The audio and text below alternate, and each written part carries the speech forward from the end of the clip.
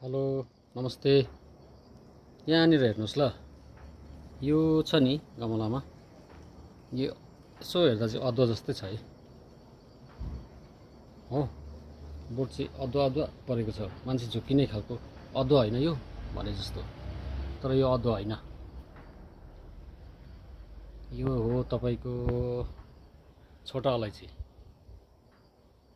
यो छोटा अलैँची हो। यो मैले रहर लागेर चाहिँ अनलाइन मगाएको थिएँ अमाजोनबाट र यहाँ रोपेको छु है। यो राम्रो छ, मजाले आउँदैछ।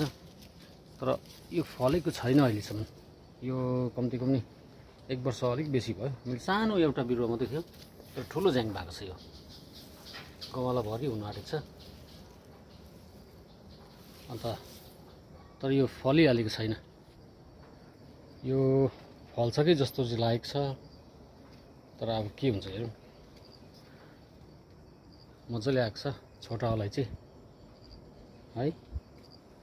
अब यसलाई चाहिँ तपाईँको यहीँ फलिहाल्यो भने ठिकै छ है, नत्र चाहिँ यसलाई मतलब यसलाई पाट गरेर छुट्याएर चाहिँ यसलाई तल बारीमै लगेर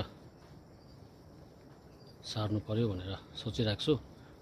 अन्त यसको एउटा कुरा के पनि सोचेको छु भनेदेखि, यसलाई यो अलिकति साबुनहरूको के अरे सेन्ट आउनेतिर है, त्यो चाहिँ हुँदैन रहेछ भन्ने कुरा पनि सुनेको छु। फल्दैन रहेछ, हुनु त हुन्छ होला, ठुल्ठुलो अग्लो अग्लो पनि हुन्छ अरे यो यसको यो हाइट।